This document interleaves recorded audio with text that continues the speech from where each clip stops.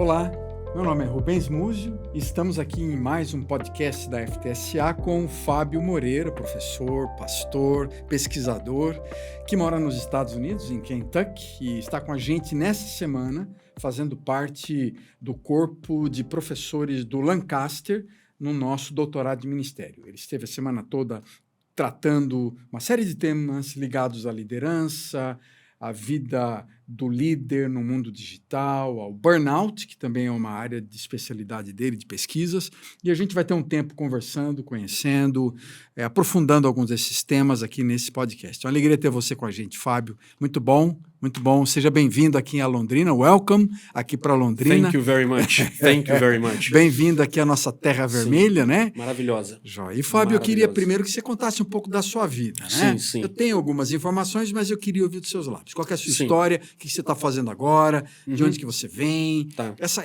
Essa jornada sua de professor, de brasileiro, de americano. Então, como é que é a sua vida, Fábio? Conta Nasci em Vitória, Espírito Santo, Certo. 20 de março de 1973.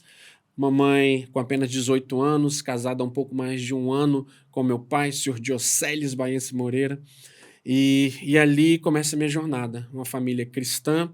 Aprendi demais com os meus pais a respeito de Jesus, a palavra de Deus. Família batista, bem tradicional. Todavia, não conhecia Jesus verdadeiramente como Senhor e Salvador de minha vida. Aos 23 anos, ainda no Brasil, fazendo faculdade de computação, na área de análise de sistema, trabalhando na Companhia Siderúrgica de Tubarão, produzindo aço. Eu fiz uma oração simples, bem simples. Deus, se o Senhor existe verdadeiramente, muda a minha vida. Tira tudo aquilo que está me impedindo de ter um relacionamento verdadeiro contigo. E sempre falo com os meus alunos, com as pessoas, quando dão testemunho, que Deus responde às nossas orações, ainda que simples, como aquela oração foi. Em um período de 4 meses apenas, eu perdi o meu trabalho na usina, o meu emprego, a minha noiva brasileira, pessoa maravilhosa, perdi absolutamente tudo. E finalmente, então, Deus me leva num período de 4 meses para fora do Brasil. Você estava ainda na faculdade, então. Foi um período de sanduíche, né? Um Sim. período de estágio lá. Sim. Na verdade, eu não estava estagiando, eu era funcionário tempo integral da siderúrgica, né, na área de metalurgia. Você já tinha terminado a faculdade, então, nessa fase? Estava fazendo... Agora que eu entendi que você quis dizer com a história do sanduíche aí. Tá. Não, sim, eu estava fazendo faculdade, análise de sistema, e ao mesmo tempo trabalhando o tempo integral. Certo. Trabalhava muito, pesado. Às vezes ficava 48 horas sem dormir, entre usina e universidade. Bem pesado. Até que foi me dado a oportunidade de ir para os Estados Unidos. Passar um tempo lá, fazer um estágio. Sim. Iria inicialmente para concluir o meu curso de computação nos Estados Unidos, na universidade de Campbellsville University. Sim. E aquilo que era para ser um período não muito longo virou praticamente 11 anos. Lá na universidade, nos Estados Unidos? Sim. Como um aluno F1, né, estudante internacional, eu chego nessa universidade no dia 3 de janeiro de 97. Foi fascinante porque nunca tinha saído do Brasil. Quando jovem, tinha feito uma promessa a mim mesmo. Eu venho de uma ilha, a ilha de Vitória. Nunca não irei morar longe do mar. Não irei morar numa área rural. E não irei nunca morar fora do Brasil. Então, ao ir para os Estados Unidos, como resposta de oração, Deus me direcionou para Campbellsville. Eu me encontrei numa cidade como Minas Gerais, o estado do Kentucky é um estado longe do mar, 7 horas de carro. Numa cidade rural, agrícola, é uma cidade universitária, mas é uma área agrícola. E por fim, estava longe do mar, longe da família, vivendo do outro lado do mundo. Tudo que eu havia prometido a mim, em uma simples oração foi quebrado. Simples oração foi quebrada. Sai daqui no verãozão brasileiro, queimado de praia, surfava, e quando chego então nos Estados Unidos, aquele choque não somente cultural, mas com o frio do inverno americano. Sim. Eu me lembro quando fui, eu morei em Grand Rapids, Michigan, eu estava aí nessa fase, 23, 24 anos, quando a gente vê a neve pela primeira vez. É uma emoção muito grande, né? Fascinante. Me lembro até hoje. Que legal. Mas você está ainda lá nessa mesma universidade que você foi então quando mocinho? Sim. Nessa universidade, chega em 97, e em 98 eu tive uma visão, um sonho, um desejo. E era o seguinte: um dia eu desejo ser professor nessa universidade, levar os meus alunos daqui da universidade ao Brasil, para que eles possam ter uma experiência do que é estar no Brasil, uma experiência fora da cultura americana, e trazer alunos do Brasil para os Estados Unidos, para essa universidade. Isso em 98. E ali, uma vez que eu tive essa visão, sentei para fazer o que alguns chamam de planejamento estratégico, né? Para ser um professor aqui, o que eu preciso ter? E aí a gente foi colocando, precisa ter titulação, precisa ter isso, isso, isso. E aí eu comecei a trabalhar pesado já em 98 para alcançar aquele sonho. E você continuou estudando, fez mestrado, doutorado e agora é professor nessa universidade. Mas vem aqui também ligado ao Lancaster, né? Sim, como professor adjunto e professor desse curso do doutorado de ministério. Como é que essa relação toda do seu trabalho lá em Campbellsville e Lancaster, o que você está fazendo agora na universidade? Fascinante. Deixa eu lhe contar então como Lancaster surge em minha vida. Certo. Passo um período em Campbellsville University, 2 titulações, vou para o Seminário Batista do Sul dos Estados Unidos, na cidade de Louisville, no estado de Kentucky. Foi uma experiência maravilhosa. Ali, mais 2 titulações, estava fazendo doutorado, um PhD na área de liderança e Higher Education. E simplesmente 6 meses de concluir todo o curso, trabalhava como pesquisador, auxiliar de pesquisa para um professor, para 2 professores, na verdade. Eu tive um breakdown. Era um dia de sábado, estava trabalhando no laboratório de computação do Seminário Batista e eu senti alguns sintomas e pensei que estava tendo um ataque cardíaco. E com isso, então, fui levado no hospital, observaram que não era um ataque cardíaco. E mais para frente, então, descubro que eu estava com depressão e síndrome do pânico. O sonho do doutorado cai por terra. Você estava já no meio do doutorado. Você estava fazendo no final do doutorado. No final do doutorado. Já tinha passado toda a fase... No final, conclusão do doutorado. E era na área da tecnologia. De liderança, leadership and higher education. Tá. E aí acontece que volto ao Brasil com a minha família. Eu só tinha, nas minhas conversas com o meu terapeuta, né, era só uma fala: quero voltar para a beira da praia. Eu quero andar na beira do mar. Sei. Quero comer camarão, lagosta e peixe frito. E a melhora foi acontecendo, mas ele entendeu, juntamente com a minha esposa, que seria importante para mim um tempo de descanso. E esse tempo de descanso seria junto aos familiares e amigos. Nada melhor em momentos difíceis de você ser cercado por pessoas que te amam. E nós voltamos então, no dia 19 de agosto de 2007, volta eu e minha esposa, 2 crianças que nasceram em Kentucky. A Érica iria completar 3 dias depois, no dia 22 de agosto, 3 aninhos de idade. E o Alex com 9 para 10 meses de idade. Voltamos e ali começa uma jornada no Brasil de restauração. E Deus foi maravilhoso.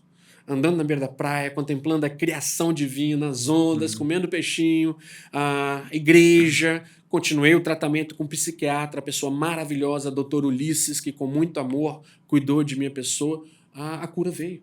A cura veio e realmente veio. Uma grande bênção aconteceu, né? Mas eu não retorno para os Estados Unidos, que seria a intenção de retornar, porque eu estaria sendo já professor na universidade, concluindo o doutorado, mas a crise de 2008 acontece no setor imobiliário dos Estados Unidos. A minha vaga de professor foi cancelada. E com isso nós ficamos em Vitória. Um choque tremendo para minha esposa, chorou muito de tristeza, né? E eu chorei, mas de alívio. Eu não mais queria voltar para os Estados Unidos. O que acontece? Acontece que um bom professor jamais se esquece do seu aluno, não é verdade? Então, esse professor que eu trabalhei com ele, que era o meu orientador de pesquisa, Dr. Hal Pettigrew, ele havia mudado do Seminário Batista para Lancaster, na Pensilvânia, do Kentucky para a Pensilvânia. Entendi. E é ele que se torna o chefe de cadeira do Departamento de Pesquisa, de Ministério e Liderança. E aí... E são 2... Então, é uma coisa diferente aqui, Fábio, só para explicar um pouco melhor, porque você está falando de 2 universidades que têm um escopo cristão protestante, né, evangélico. E aqui a gente não tem muitos casos assim de universidades que funcionam em vários departamentos, em várias áreas, né? As 2, então, são universidades cristãs que têm departamentos diversos, evangélicos. inclusive teológicos. Inclusive teológicos, com exceção do seminário. Tá. O Seminário Batista é exclusivamente para Sim. os vocacionados, é um Sim. Seminário Batista excepcional. Só que Lancaster já era universidade, como o irmão está falando. Aham. Uma universidade cristã, com vários cursos, tecnologia e outras coisas mais, mas também um departamento teológico. Sim. Ele fica responsável pelo doutorado, o Dr. Hal Pettigrew, Uhum. e com isso ele me convida, Rubens. Ele fala assim, Fábio, você está me devendo uma dissertação de doutorado. Aí eu falei, rapaz, estou não. Volta para cá. Um ano, falei não. Segundo ano que ele me convida, eu falei, não quero não. Estava pastoreando no Brasil, uma igreja batista maravilhosa, um grupo maravilhoso, e nós entendíamos que não deveríamos sair da igreja até o terceiro ano. Quando ele me convida pela última vez, e eu disse à minha esposa, nós nunca oramos a respeito de retornar para os Estados Unidos, né? E foi quando nós oramos, e num período muito curto, eu diria que não mais de 5 meses, já estávamos de volta nos Estados Unidos. 5 meses. Fomos para Campbellsville, no Kentucky, a primeira universidade que eu passei. Fui trabalhar como pesquisador visitante, eles chamam de scholar, né? No departamento de teologia, e ao mesmo tempo retornar aos estudos do doutorado, praticamente começando, não diria do zero, mas começando todo um Precisando processo. reescrever toda a dissertação. A pesquisa serve parte dela, mas você tem que começar Na quase do verdade, zero. professor Rubens, o que acaba acontecendo foi que a minha pesquisa era na área de movimento de igrejas em casas, e a bancada entendeu que já aquele tópico estava ultrapassado. Eu precisava de algo novo. E foi nesse momento de precisava de algo novo que eu tive um desejo muito grande de começar a entender um pouco mais do que havia acontecido comigo. O que aconteceu comigo? Por que eu cheguei àquele ponto? E nesse momento, então, eu me deparei com uma pesquisa realizada por uma acadêmica, Cristina, não lembro o último nome dela, ela fez uma pesquisa de burnout com pastores presbiterianos. Eu vou usar a palavra Horizonte. em português aí para a gente facilitar. Burnout está sendo usado bastante em português, mas tem muito a ver com esgotamento, né? Essa sensação de você estar em profunda... Acabou sua energia, profunda depressão, esgotamento. Talvez a palavra mais clara do português seria isso, esgotamento emocional. Né? Mas o burnout está sendo usado aqui, eu diria, bastante. Né? Sim. Então acontece que ela faz essa pesquisa do esgotamento emocional com pastores presbiterianos. Sim. E eu nos Estados Unidos, ou no Brasil? No Brasil. No Brasil. De Belo Horizonte. Belo Horizonte. Psicóloga? Ela era uma psicóloga fazendo isso? Eu não lembro se a Cristina era psicóloga, mas a pesquisa dela é excepcional. Sim. E eu fiquei encantado porque, ao ler a pesquisa dela para mestrado, eu vi que ela falava do que tinha acontecido comigo. Certo. E aquilo ali eu falei, gente, foi isso que aconteceu comigo. E é quando surge, então, um novo tópico de pesquisa. Certo. E foi a síndrome do esgotamento emocional. Entendi. Então, aí você decidiu, a partir da sua própria experiência, reconstruir uma tese, uma dissertação de doutorado, mas que tinha a ver com a sua vida também. Era um período de autoconhecimento. Sim, autoconhecimento e um desejo sincero e honesto de que outras pessoas jamais passassem pelo aquele vale da sombra da morte que eu tinha passado. Certo. Eu não me lembro de 2 anos da minha vida. Metade do ano 2007 até o início ali de 2009, eu não lembro do que aconteceu. Exceto que Deus é bom, God is good, all the time God is good, Deus é bom a todo tempo Deus é bom, o que é uma verdade. E que é maravilhoso que quando você está caído, prostrado, 2 é melhor do que 1, ter pessoas que te amam estão dispostas a estender a mão e te levantar. Né? Então isso foi maravilhoso, simplesmente maravilhoso. Sim. E como foi para você desenvolver a dissertação, ao mesmo tempo olhando essa jornada interior? Né? Porque você estava fazendo uma pesquisa altamente acadêmica, teórica, pesquisador de artigos, centenas de artigos e centenas de livros, e ao mesmo tempo você está contando essa jornada sua. Como é que foi essa sua experiência? Foi uma experiência libertadora, todavia dolorosa.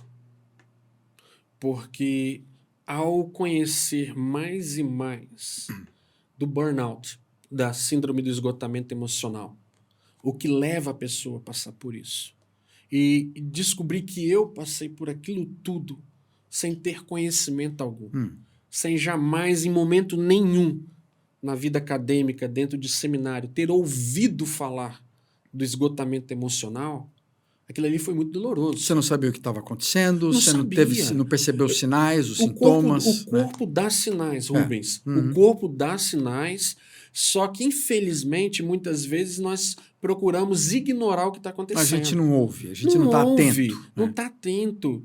É o coração que começa a bater mais rápido, ou é uma pressão no peito, e aí você fala, é gases, velho. É gases, mas não tem nada a ver, não é nada além disso. É. E aí você sente dores musculares, dores de cabeça. Eu não era uma pessoa que tinha dores de cabeça e me encontrei tendo dores de cabeça constante. Uhum.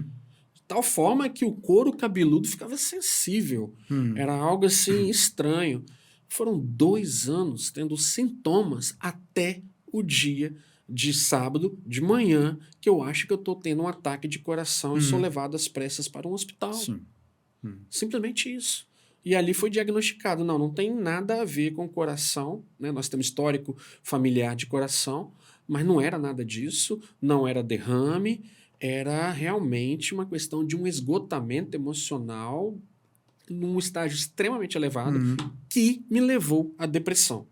Então, só para que o irmão, para que eu possa explicar um pouquinho melhor, talvez para você que está assistindo nesse momento, esteja ouvindo, funciona mais ou menos assim. A depressão é como se fosse um mar. E esse mar recebe águas de vários rios, ok? Então, um desses rios pode ser uma falta de equilíbrio hormonal, que te leva à depressão. Um desses rios pode ser a perda de um ente querido, de um amigo, de um pet, de um cachorrinho que morreu que você tanto amava e que te leva à depressão. O burnout, ou a síndrome de esgotamento emocional, é simplesmente um desses rios que, quando não tratada a situação da pessoa, ela vai parar numa questão de depressão. Só que a minha depressão, quando estourou, foi um nível de depressão altíssimo, a tal ponto que realmente o meu desejo era tirar a minha própria vida. Né? Eu fiquei suicida na época. Entendi. E aí, como é que você desenvolve a sua pesquisa? E eu queria também conectar aquilo que você esteve falando, inclusive, para os alunos essa semana. Nós tivemos seminários acontecendo às noites aqui para os alunos do nosso graduado, os nossos graduandos, e esse debate também surgiu com eles, né, com relação ao tema. Né? Como é que você desenvolve as ideias principais, né, da sua pesquisa? E também eu já parto para outra questão. E aí, como lidar com isso no dia a dia? Né? Ideias principais. Eu já, como pastor, atuando em igrejas, eu comecei a observar que outros pastores estavam também passando por uma situação similar que eu havia passado em 2007, ainda no seminário. E eu consegui identificar aquilo, consegui observar. É claro que, não sendo alguém com formação como um psicólogo, não poderia, de maneira alguma, dizer que a pessoa estava num burnout ou num esgotamento emocional. Mas eu poderia dizer, Rubens, está na hora de tu procurar um profissional, sentar, bater um papo e olhar isso. Mas você foi estudá-los na sua dissertação? Fui estudar. Você conseguiu identificar essas pessoas? Excelente pergunta. Eu fui justamente estudar pastores porque eu entendi o seguinte. Pastores saudáveis, Rubens, igrejas saudáveis. Pastores doentes, igrejas doentes. Então, eu fui focar no pastor por ser pastor e observar o que estava acontecendo com outros pastores. E aí eu começo a procurar revisão de literatura como acadêmico. O irmão conhece muito bem essas centenas de artigos acadêmicos, dissertações, publicações. E aí eu começo a ver que isso não era um problema pontual Brasil, mas estava acontecendo ao redor do mundo. E o interessantemente é que foram 6 anos de pesquisa, e ao longo desses 6 anos de pesquisa acontece justamente a pandemia, né, da Covid. Sim. E naquele momento, então, meu amigão, a situação se agravou ainda mais. É muito triste o que eu vou dizer, mas é uma verdade. Do ponto de vista acadêmico, a pandemia agregou valor ainda maior à minha pesquisa. Porque os pastores se encontraram da noite para o dia tendo que resolver problemas que até então nunca tinham passado por eles. Por um exemplo, pastores de igrejas menores tiveram que aprender a lidar com tecnologia para transmitir os seus cultos, os seus estudos da noite para o dia. Aquele pastor que muitas vezes não tinha um adolescente que tinha um bom conhecimento, ou um adulto mesmo da igreja que tinha um bom conhecimento, ficou apavorado. O que eu faço agora? Então, esse estresse excessivo que a pandemia trouxe, essa necessidade de conhecer tecnologia da noite para o dia, ou até mesmo tendo conhecimento, mas não tendo os recursos financeiros para que a igreja pudesse montar uma estrutura para manter um culto online, gerou um desgaste emocional tremendo. Agora, você conseguiu falar com eles durante a pandemia, entrar em contato, falei, questioná-los? Você fez entrevista com eles? Como é que foi? Você fez online? Conversas online. Conversei com pastores tanto no Brasil quanto nos Estados Unidos, pastores de outros países.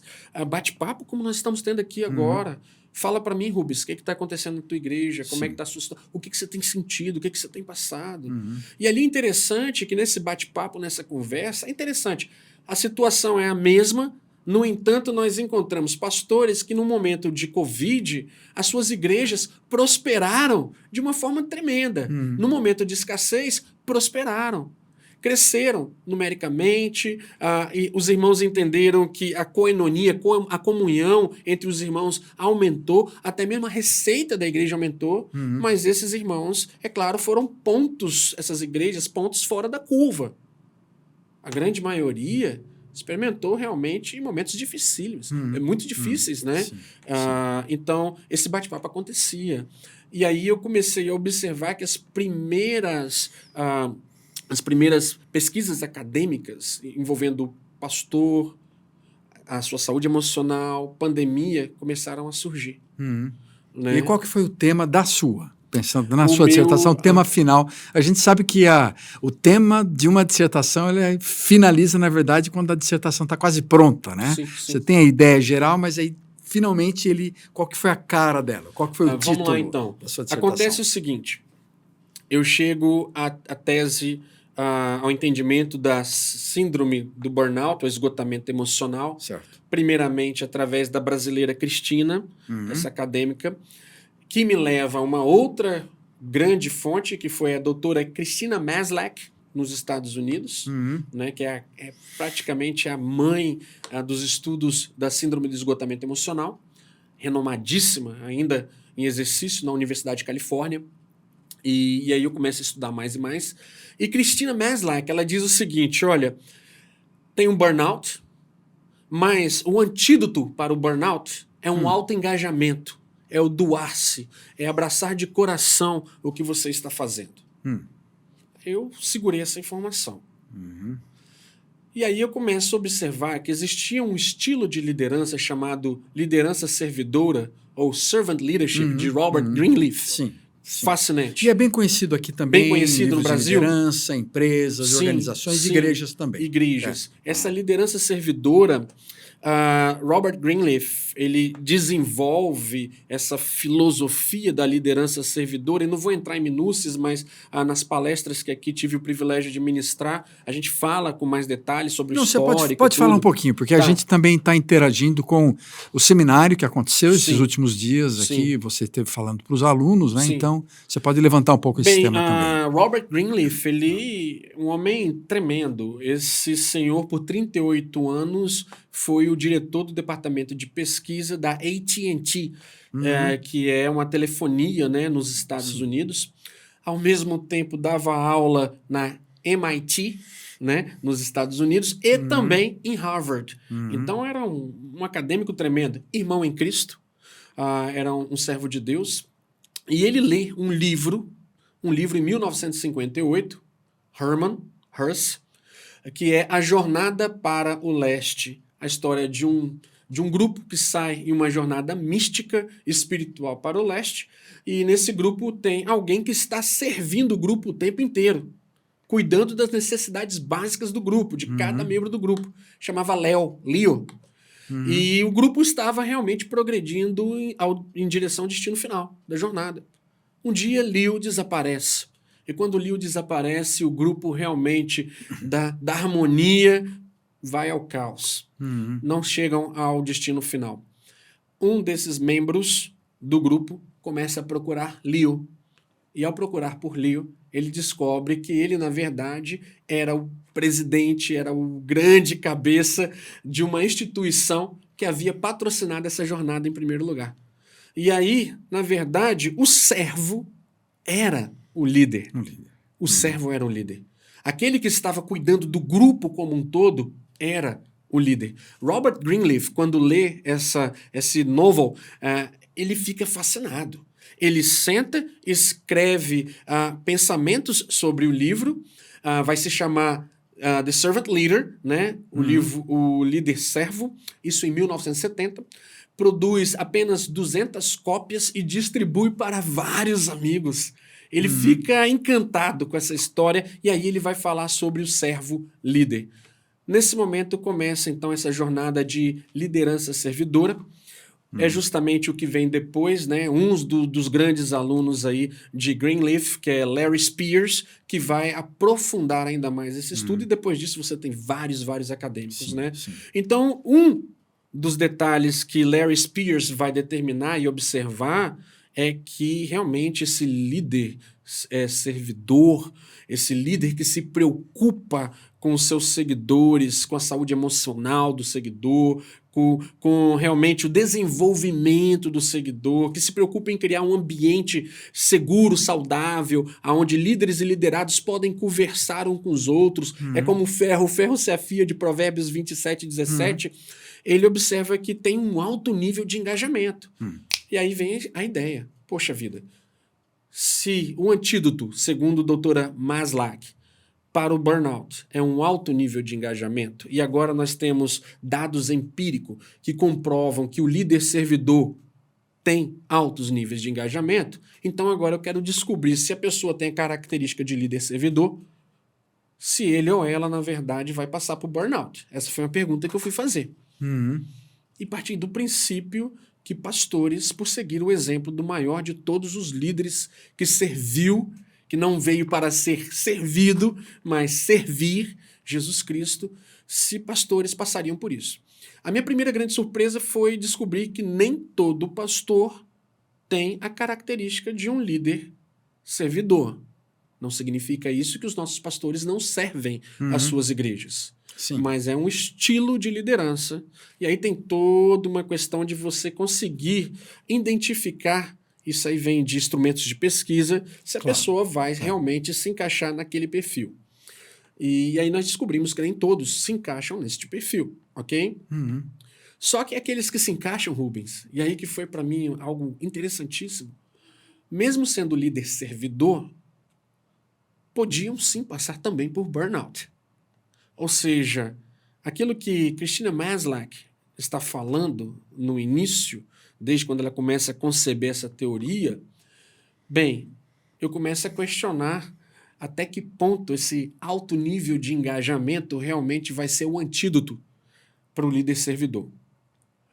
E aí o que eu observei que vai sim ser interessante é que o líder servidor, por conseguir estar mais aberto a delegar funções, a cuidar de vidas, e automaticamente você vê a preocupação dos seguidores com o seu líder, a saber ouvir, a ter a característica de empatia, a ter a característica de querer desenvolver uma comunidade forte de trabalho, um ambiente saudável de trabalho, não somente um ambiente de trabalho, mas que transcende o ambiente de trabalho, as suas comunidades locais, comunidades na qual as empresas ficam inseridas.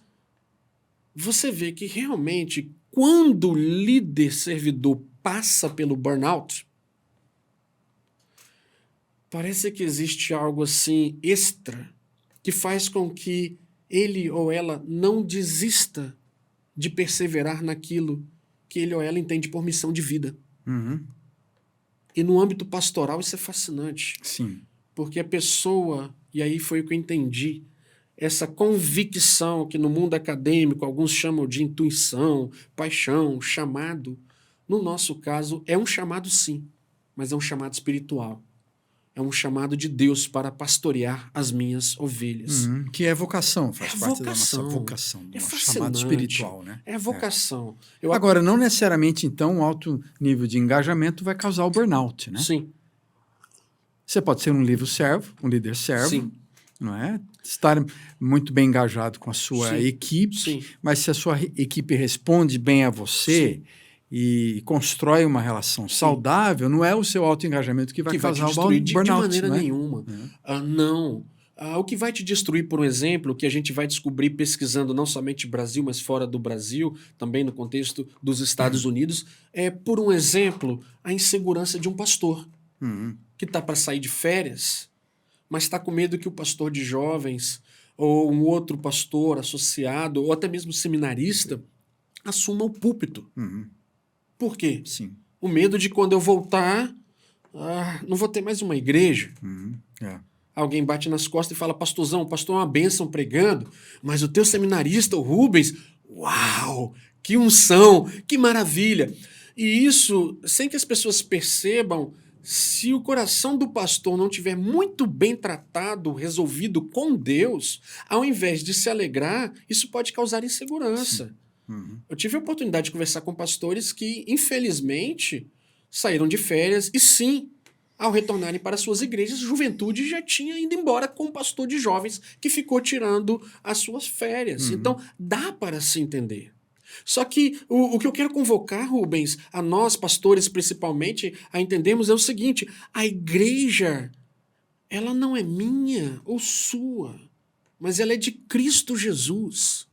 E ainda que algo terrível aos nossos olhos aconteça, que é talvez alguém sabotou o meu ministério, perdi o meu ministério, meu amado irmão, você sendo fiel ao Senhor, Ele não irá desampará-lo. Algo novo chegará. Então, o que leva ao burnout, como o irmão coloca muito bem, não é necessariamente o alto nível de engajamento, mas muitas vezes é os ciúmes, é a insegurança, é a falta de capacitação, é a falta de limites entre aqui está a minha família, aqui está o meu ministério. Vou lhe dar um exemplo que talvez lhe choque, mas é um exemplo verdadeiro. Por exemplo, conversando com um pastor que no dia do aniversário da sua filha, a criança, ao invés de estar em casa com a criança e com os demais filhos, esposa, estava celebrando o aniversário de outra criança da família, membro da igreja. Mas isso é muito comum, não é? O pastor servir a comunidade e não cuidar de si mesmo, né? A comunidade não cuida de si mesmo. Mas então é muito interessante, eu acho que é bom a gente falar que nós estamos num curso de doutorado de ministério que alcança um grupo específico de líderes, pastores, vários deles, inclusive, em funções de liderança denominacional, liderança de regiões.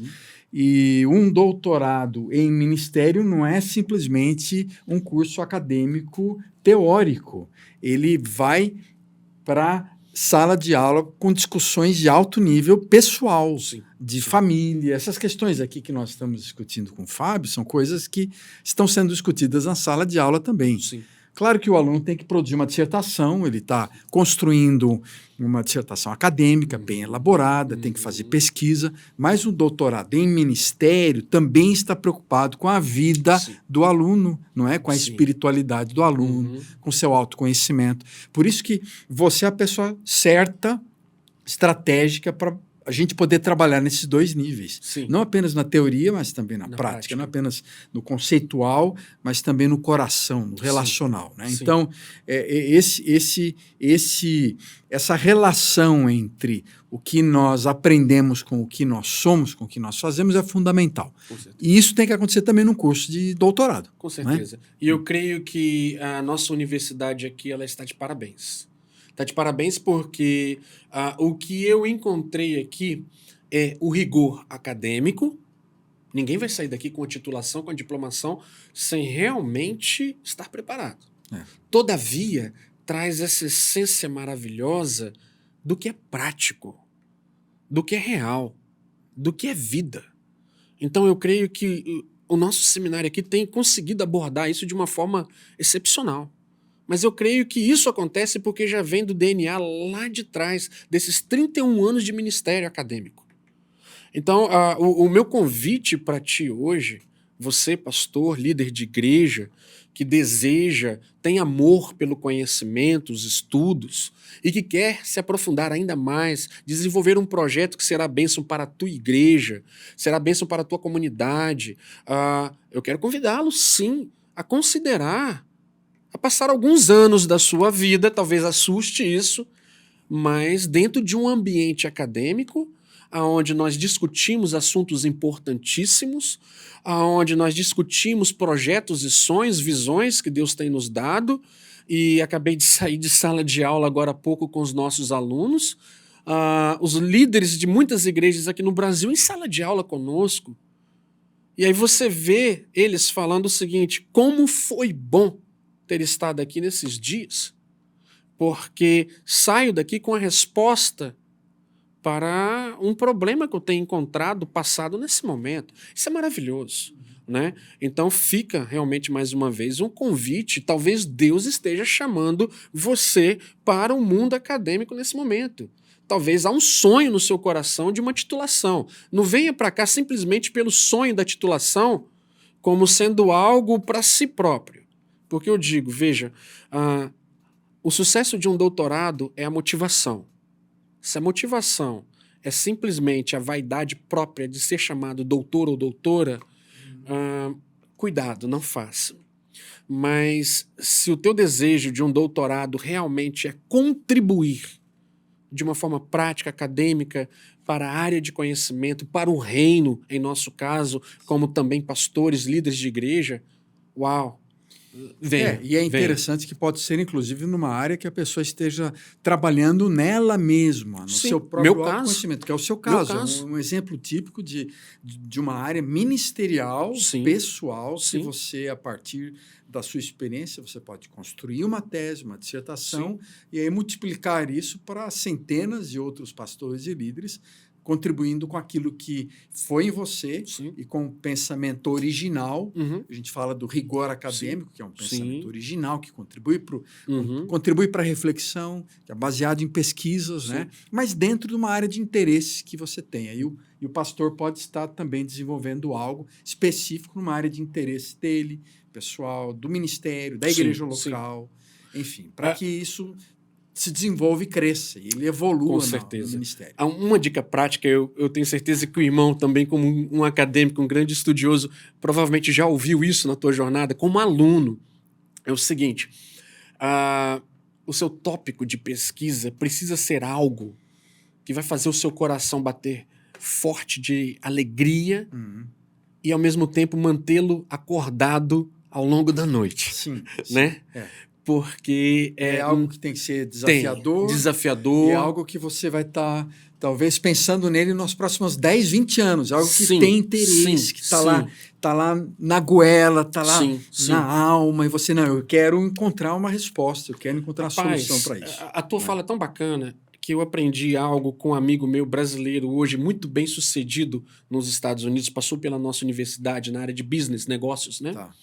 Ele me falou o seguinte: tudo aquilo que eu consegui conquistar em termos de sucesso profissional não foi porque eu queria me tornar um milionário da noite para o dia, mas foi porque eu queria resolver os problemas das pessoas. Então o sucesso dele do ponto de vista financeiro vem como uma consequência de um desejo genuíno de criar algo que resolvesse um problema. E nós vemos que isso não é apenas peculiar para o meu amigo, mas grandes descobertas foram feitas justamente com esse desejo genuíno de resolver um problema. E eu vejo que o doutorado é a mesma coisa. Isso tem tudo a ver com o doutorado. Eu parto de um problema. O problema pode ser ministerial, pessoal, e eu quero encontrar uma solução. Eu quero encontrar uma solução que haja bases. Porque também o teólogo ele é um cientista. Ele não pode esquecer disso. Um bom teólogo ele tem que usar ferramentas metodológicas, científicas, para avaliar situações. Ele avalia o próprio falar de Deus, o próprio falar teológico a partir de instrumentos científicos. Isso é correto, isso é digno, isso também é muito espiritual, né? Essa noção da anti-intelectualidade, daquilo de que você depende do espírito, isso não exige de você usar a sua mente, você vai fluindo conforme vem na cabeça, não é bem assim. A gente sabe que precisa de um rigor acadêmico, de uma análise das situações, do diagnóstico das coisas, de compreender os argumentos, para que a gente seja gente sábia, inteligente, num mundo complexo, mas que a gente saiba encontrar os caminhos da sabedoria de Deus, do reino, naquilo que a gente faz no dia a dia. O Deus da fé é o Deus da razão, né? Sim. O Deus da fé é o Deus da razão. Sim, muito bom. Precisam caminhar juntos, ambas as coisas. Fábio, muito obrigado, alegria ter com a gente. Fábio está aí. Obrigado, Esses privilégio. últimos dias a gente está finalizando o módulo de doutorado de ministério agora mesmo, acabamos de terminar esse curso e o Fábio regressa para os Estados Unidos, volta com a nossa alegria, com a nossa bênção. Foi muito bom tê-lo com a gente aí. Deus continue abençoando você. Amém. E fica aqui então o meu convite a você que está nos ouvindo, um convite a uma reflexão, um momento de oração e quem sabe o teu momento também para um estudo acadêmico mais rigoroso, uma busca de resolver um problema não chegou. Sim. Mas ficaremos muito felizes, honrados de tê-lo aqui junto conosco. É verdade. Quem sabe você vai, durante esses 3 anos de curso, encontrar boas soluções aí para você e abençoar muita gente no reino de Deus. Amém. Obrigado.